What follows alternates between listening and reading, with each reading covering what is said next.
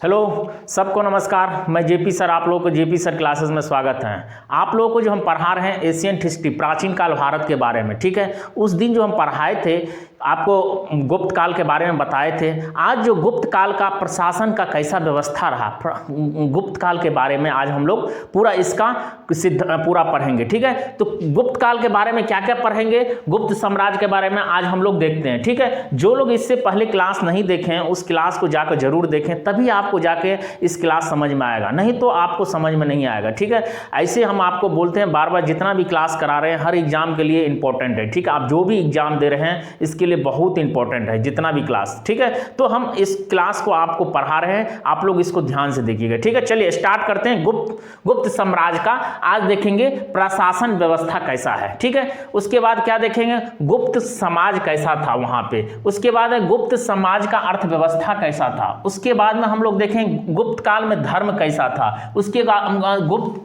कला क्या था, वहां का उद्योग क्या था। ये सारा कुछ हम आज के क्लास में पढ़ेंगे, ठीक है। तो ध्यान दीजिएगा, ठीक है। चलिए स्टार्ट करते हैं। गुप्त काल में प्रशासन का व्यवस्था क्या था। देखिए, राजा क्या करते थे, देवी की उत्पत्ति मानते, मतलब उन्हें देवताओं से उसने तुलना कर दिया था, ठीक है। वहां जब राजा जो क्या करते थे गुप्त काल में, उसने राजा से तुलना कर दिया, देवताओं से तुलना कर दिया। बोला क्या क्या, जो हमको देवता ने भेजा है यहाँ पे शासन करने के लिए, राजा बनने के लिए, समझ गए। उसने जिसमें से एक चंद्रगुप्त द्वितीय जो था वो भगवान से ज्यादा ही तुलना कर गए। कौन कौन से भगवान से तुलना किए थे वो लोग देखते हैं, ठीक है। चलिए, राजा देवी उत्पत्ति का सिद्धांत मानते हैं। मनुस्मृति से हम लोग को प्राप्त चलता है क्या, जो राजा क्या देवी की उत्पत्ति मानते थे, ठीक है। देवता का उत्पत्ति मानते थे, जिसमें चंद्रगुप्त द्वितीय ने अपनी तुलना इंद्र से कर दिया, वरुण से कर दिया, यम से कर दिया और कुबेर से थे। ये चारों भगवान से उसने तुलना कर दिया, जो हम ऐसे इस भगवान का अवतारक हैं, ठीक है। इस तरह से तुलना उसने कर दिया, ठीक है, गुप्त साम्राज्य में, ठीक है। उसके बाद में जैसे मौर्य काल में केंद्रीकृत प्रशासन व्यवस्था थी ना, वो रहा नहीं। ये गुप्त काल में ना वो भी केंद्रीकृत हो गया प्रशासन व्यवस्था। क्योंकि क्या हो गया, जैसे सारा शासन किसके पास रहता था, राजा के पास रहता था। जितना भी शासन किसके पास रहता था मौर्य काल में, राजा के पास रहता था। लेकिन धीरे धीरे क्या हो गया, गुप्त काल में राजा से प्रशासन धीरे धीरे हटने लगा। इसीलिए छोटे छोटे प्रांत बनने लगे, छोटे छोटे राजा बनने लगे, ठीक है। तो इसीलिए उसने क्या हुआ, विकेंद्रीकृत हो गया, ठीक है, गुप्त काल में, ठीक है।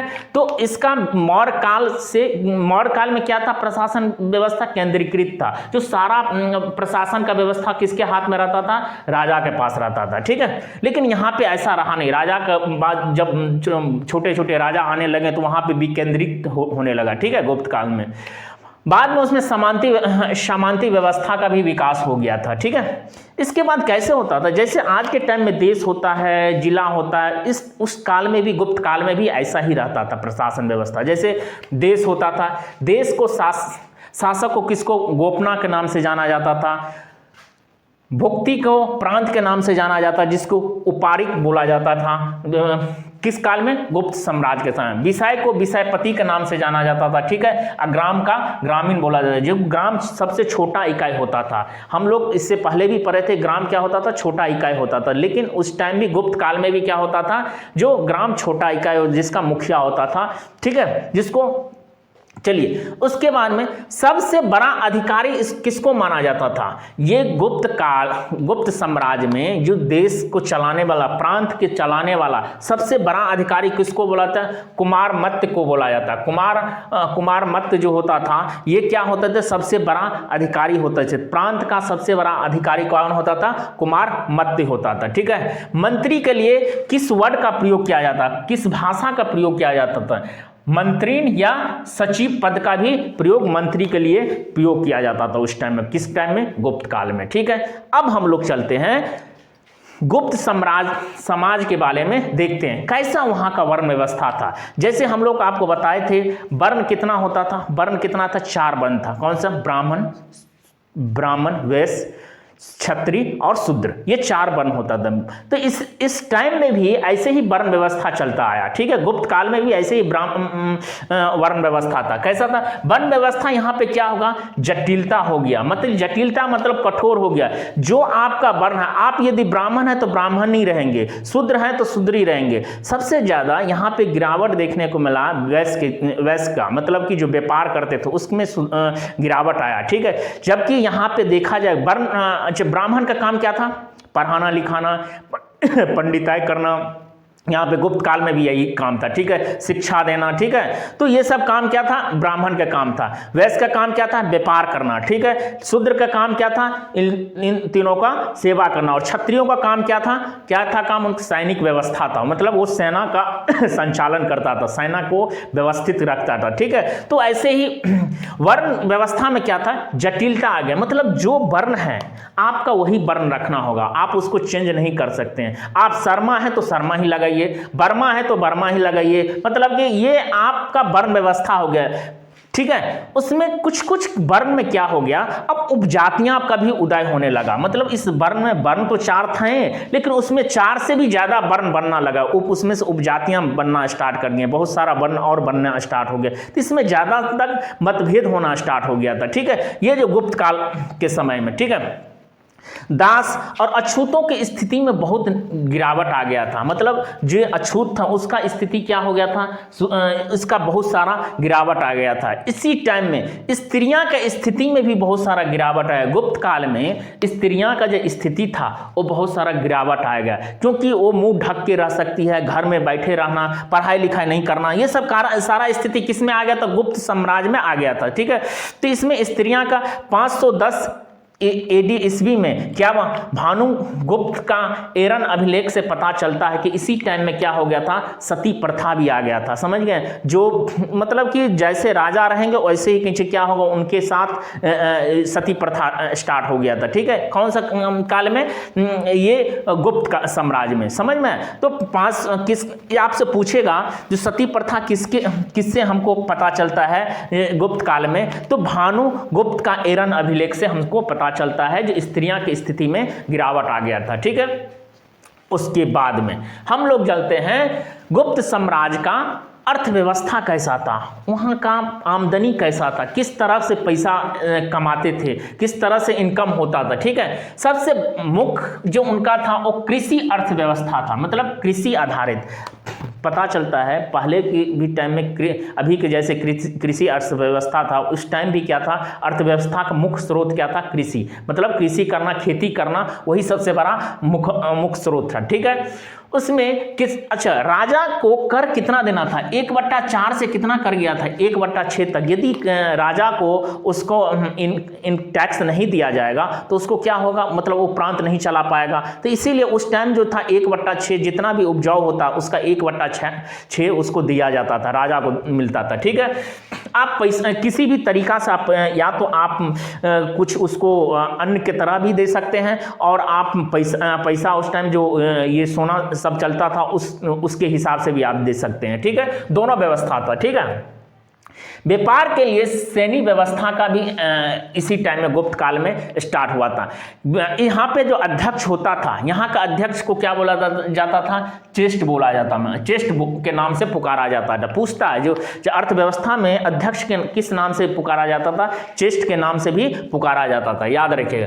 यहाँ पे ताम्रलिपि जो था प्रमुख बंदरगाह के नाम से प्रसिद्ध हुआ, मतलब ताम्रलिपि जो जगह था वो प्रमुख बंदरगाह था, मतलब बिजनेस एक्सपोर्ट इंपोर्ट करने का सबसे बड़ा बंदरगाह कहाँ का था? ताम्रलिपि जो प्रमुख बंदरगाह के नाम से प्रसिद्ध था, ठीक है। उज्जैन जो जगह था वो व्यापार का मुख्य केंद्र माना गया। उज्जैन जो जगह था यहाँ का गुप्त काल में, वो व्यापारिक मतलब बिजनेस करने का बहुत बड़ा अच्छा केंद्र माना गया, बहुत अच्छा जगह माना गया, ठीक है। इस टाइम में स्वर्ण सिक्के को किस नाम से पुकारा जाता था? दिनार के नाम से बोला जाता। स्वर्ण सिक्का जो सोना का सिक्का होता है उसको किस नाम से बोला जाता था? दिनार के नाम से प्रसिद्ध नाम से जाना जाता था। चांदी को किस नाम से जाना जाता? चांदी के सिक्के को रुपयका के नाम से जाना जाता था, याद रखिएगा। इसी टाइम में भूमि दान का बहुत सारा विस्तार हो गया, छोटे छोटे प्रांत बंटना स्टार्ट हो, छोटे छोटे मतलब भूमि दान देने से क्या हो गया, उसका इसका स्थिति हटना स्टार्ट हो गया ये इसी टाइम में, ठीक है। जो कि इसीलिए बोले ना, उस टाइम क्या था, केंद्रीय प्रशासन व्यवस्था था, लेकिन यहाँ पे क्या धीरे धीरे जब भूमिदान स्टार्ट हो गया तो छोटे छोटे जगह बनना स्टार्ट हो गया था, ठीक है। तो ये क्या हो गया, विकेंद्रीकरण हो गया था, ठीक है। तो भूमिदान का विस्तार हो गया था इसी टाइम में, ठीक है, गुप्त साम्राज्य में। उसके बाद में इसका धर्म कैसा था, गुप्त काल में इसका धर्म कैसा रहा होगा, किस तरह का, कौन धर्म कैसा माना जाता था इस टाइम में, जो कौन धर्म अपनाता था। तो गुप्त शासक ने ज़्यादातर वैष्णव धर्म को मानते थे, मतलब ज़्यादातर राजा था वो वैष्णव धर्म ही मानते थे, वैष्णव धर्म को ही मानते थे, ठीक है, याद रखिए। क्योंकि शिव धर्म भी का भी प्रचलन हुआ था, शैव धर्म का भी प्रचलन हुआ था, लेकिन सबसे ज़्यादा जो राजा मानते थे वो कौन सा, वैष्णव धर्म मानते थे, ठीक है। इसी टाइम में मंदिरों का निर्माण का प्रारंभ हुआ था। देखा जाता है कि उस टाइम, देखिए, इससे पहले तो मूर्ति का निर्माण हम लोग देखे थे, लेकिन कहीं मंदिर का निर्माण नहीं देखे थे, लेकिन गुप्त काल में क्या हुआ था, मंदिर का भी निर्माण देखने को हमको मिलता है, ठीक है, याद रखिएगा। इसे पूछ लेता है क्या, जो कौन सा काल में मंदिर का निर्माण प्रारंभ हुआ था, तो कौन सा काल में हुआ था, गुप्त काल में। बहुत बार क्वेश्चन आया हुआ, ठीक है, याद रखिएगा। तो इस टाइम में कुछ मंदिर जो महत्वपूर्ण है उसके बारे में हम बताते हैं, जो गुप्त काल में जो प्रसिद्ध मंदिर थे उसके बारे में हम आपको बता रहे हैं। जैसे मंदिर 10 अवतार मंदिर, ये कहाँ पे है, यूपी में है। जो 10 अवतार जो मंदिर था वो कहाँ पे है, यूपी में, याद रखिएगा। लक्ष्मण मंदिर ये कहाँ पे है, यूपी में है, याद रखिएगा। हम एक जगह यूपी का लिख दिए हैं, एक जगह एमपी का लिख दिए हैं। उसके बाद में विष्णु मंदिर कहाँ का है, एमपी में है, ठीक है। शिव मंदिर कहाँ का है, एमपी का है, में है, ठीक, याद रखिएगा। ये 4 मंदिर आपको महत्वपूर्ण, सबसे ज्यादा पूछता है क्या, जो 10 अवतार मंदिर कहाँ पे है, तो यूपी उत्तर प्रदेश में है, याद रखिएगा, ठीक है। तो ये गुप्त काल में कुछ प्रसिद्ध मंदिर था, ठीक है। इसका अब सर जी उद्योग कैसा था, मतलब कि औद्योगिक धंधा क्या था। यहाँ पे सबसे ज्यादा उद्योग जो होता था वो वस्त्र का उद्योग होता था, मतलब शिल्प का उद्योग होता था, वस्त्र का उद्योग होता था, ठीक है, ये याद रखिएगा, ठीक है। सबसे ज्यादा उद्योग किसका होता था, वस्त्र का उद्योग होता, ठीक है। इसके बाद हम लोग पढ़ते हैं गुप्त काल के बारे में। इस काल में क्या क्या हुआ था, इसका कला क्या क्या आया था, क्या कला से प्रसिद्ध था, ये कौन सा गुप्त काल। वास्तुकला था, चित्रकला, मूर्ति कला और साहित्य कला का, ये 4 चीज का विकास इसी टाइम में हुआ था। गुप्त साम्राज्य टाइम में वस्तु कला का विकास हुआ था, चित्र का भी विकास हुआ था, मूर्ति कला बनाने का भी विकास हुआ था, और साहित्य का भी विकास किस काल में हुआ था, गुप्त काल में हुआ था, ठीक है, ये याद रखिएगा। उसके बाद में नगर शैली का सबसे अधिक विकास हुआ था, पूछेगा सबसे अधिक विकास नगर शैली का कौन सा काल में हुआ था, तो गुप्त काल में हुआ था, ठीक है, याद रखिएगा। इसी टाइम में बौद्ध जैन धर्म और तथा हिंदू के धर्म का मूर्ति का निर्माण भी हुआ था। बौद्ध का भी मूर्ति का निर्माण हुआ था, जैन का भी मूर्ति का निर्माण हुआ था, और हिंदू का कुछ हिंदू धर्म का भी मूर्ति का निर्माण इसी टाइम में हुआ था, ठीक है, याद रखिएगा। सबसे ज्यादा जो प्रचलित हुआ ये बौद्ध धर्म का ज्यादा विकास हुआ था इस काल में, गुप्त काल में, क्योंकि नालंदा विश्वविद्यालय के इसी काल में स्थापना हुआ था, याद रखिएगा। आपसे पूछ सकता है गुप्त काल के टाइम में जो नालंदा विश्वविद्यालय का स्थापना कब हुआ था, गुप्त काल में हुआ था, ठीक है। आपको हम पढ़ा चुके हैं, आप लोग नहीं देखे हैं उस वीडियो को जाकर देखें, क्लास देखें, ठीक है, आपको एक एक चीज समझ में आ जाएगा। इसके बाद में अजंता एवं बाघ गुफा का चित्रकला का विकास इसी काल में देखा जाता है, ठीक है। इसके अजंता गुफा के बारे में 17वां अभिलेख में मिलता है क्या, जो बौद्ध धर्म के बारे में बताया गया, जब बौद्ध जो थे कैसे उनका जन्म हुआ था, कैसे वो मृत्यु हुआ था, ये सारा किसके 17 अभिलेख से हम लोग को पता चलता। मतलब ये अजंता का जो गुफा था, एलोरा जो महाराष्ट्र में पड़ता है, औरंगाबाद में, ये यहाँ पे सबसे प्रसिद्ध है, ठीक है, याद रहे। जो किसके बारे में बताता है, बौद्ध का महायान के चित्र के बारे में बताता, बौद्ध धर्म के बारे में बताता, ठीक है, अजंता का गुफा, ठीक है। और बाघ का गुफा कहाँ पे है, एमपी में है, याद रखिए। एलोरा का गुफा, अजंता गुफा कहाँ पे, औरंगाबाद में, और बाघ का गुफा कहाँ पे है, एमपी में है, याद रखिए। किसके बारे में बता रहा है, ये लोक जीवन चित्र के बारे में बता रहा है, ठीक है। तो ये चीज़ आप याद रखें। बहुत बार आया अजंता का गुफा कहाँ पे है, औरंगाबाद में, बहुत बार क्वेश्चन आया हुआ। तो इसको याद, किस चीज़ से रिलेटेड है, तो बौद्ध धर्म से रिलेटेड है, याद रखिएगा। बौद्ध के जीवन के बारे में वहाँ पे बताया गया, ठीक है, इस गुफा के बारे में। इसका राजकीय भाषा क्या था गुप्त काल में? इस टाइम राजकीय भाषा कैसा था, क्या चीज का था? संस्कृत भाषा था। क्या चीज का भाषा था? संस्कृत भाषा था, याद रखिएगा। यहाँ पे इसके बाद में कालिदास द्वारा कुछ पुस्तकें की रचना हुई थी इसी टाइम में। जो क्या क्या पुस्तक का रचना हुआ था वो देखते हैं। अभिज्ञान शकुंतलम, मालका विक्रम, मालका अग्निमित्र, ठीक है, याद रखिएगा। विक्रमवर्षियम, उसके रघुवंशम और कुमार संभव, मेघदूतम, ये सब कालिदास का रचना है, ये याद रखिएगा। कालिदास का कुछ पुस्तक है, जैसे अभिज्ञान शकुंतलम बहुत बार आया, पूछेगा अभिज्ञान शकुंतलम किसका रचना का है, किसका है, तो किसका है, तो ये कालिदास का है। मालका विक्रम, मालका अग्निमित्र किसका है, तो ये पूछ देगा आपसे किसका है, तो ये किसका? कालिदास का है, याद रखें। रघुवंशन किसका है, तो कालिदास का है। मेघदूत सबसे ज्यादा पूछता है, मेघदूत किसका रचना है, तो किसका है? कालिदास का है, याद रखिएगा। उसके बाद ऋतु संहार किसका है? कालिदास का है, याद रखिएगा। उसके बाद में पूछता है पंचतंत्र किसका है, कौन लिखा था? पंचतंत्र कौन लिखा था? विष्णु शर्मा, बहुत बार क्वेश्चन है। पंचतंत्र किसका कौन लिखा था? विष्णु शर्मा। काम सूत्र कौन लिखा? वत्ससेन लिखा था, याद रखिएगा। और अमरकोश कौन लिखा था? अमर सिंह लिखा था। नीति सार कौन लिखा था? कामनंद लिखा था, याद रखिएगा। मृक्ष कटिकम कौन लिखा था? शूद्रक लिखा था। और मुद्रा राक्षस कौन लिखा था? विशाखदत्त लिखा था। बहुत बार क्वेश्चन आता है मुद्रा राक्षस कौन लिखा था, तो विशाखदत्त लिखा था। बहुत इंपॉर्टेंट, आपको इतना नहीं रखना है तो याद रखिए। मुद्रा राक्षस आप याद कर लिएगा, पंचतंत्र याद रखिएगा, उसके बाद में कामसूत्र याद रखिएगा, ठीक है, ये आप याद रखिएगा तो बहुत इंपॉर्टेंट आपका एग्जाम में आएगा। इसी टाइम क्या हुआ था, आर्यभट्ट जो थे इसी टाइम में एंट्री लिए थे। आर्यभट्ट जो हम लोग को एक इसने महान वैज्ञानिक आर्यभट्ट इसी टाइम में एंट्री लिए थे, आए थे, और उसने इसमें विज्ञान और विज्ञान के रूप में बहुत योगदान दिए थे। गणित और विज्ञान के रूप में बहुत सारा उसने योगदान दिए थे। कौन? आर्यभट्ट। उसने क्या किया था? आर्यभट्ट जो महान वैज्ञानिक थे उसने क्या किए थे? आर्यभट्टियम लिखे थे। आर्यभट्टीय लिखा था। कौन लिखे थे?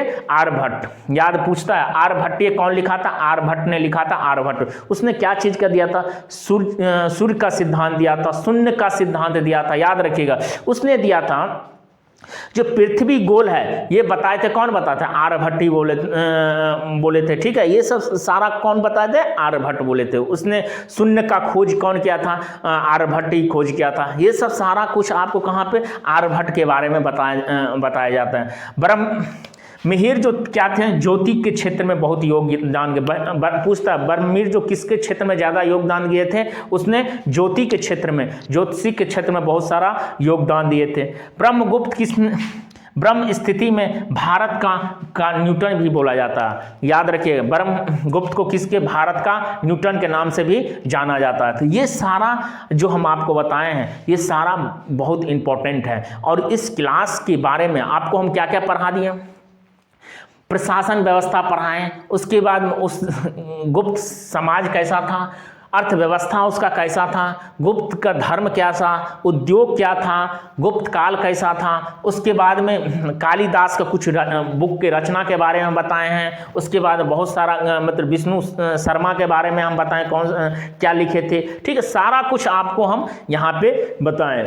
तो इस क्लास को आप अच्छे से देखिए, नोट डाउन कीजिए, ठीक है, जो कि आपको, और इसके बाद में आप ऑब्जेक्टिव बनाइए, आपको बहुत आप यहाँ से फ़ायदा मिलेगा, ठीक है। तो आप इस क्लास को ज़रूर देखें। और आपको हम बता देते हैं जो हर एग्ज़ाम के लिए इम्पॉर्टेंट है, क्योंकि कोई भी एग्ज़ाम ऐसा नहीं है जो इससे रिलेटेड नहीं है, ठीक है। आप कोई भी एग्ज़ाम दीजिए, इस यहाँ से रिलेटेड आपको क्वेश्चन आएगा ही आएगा।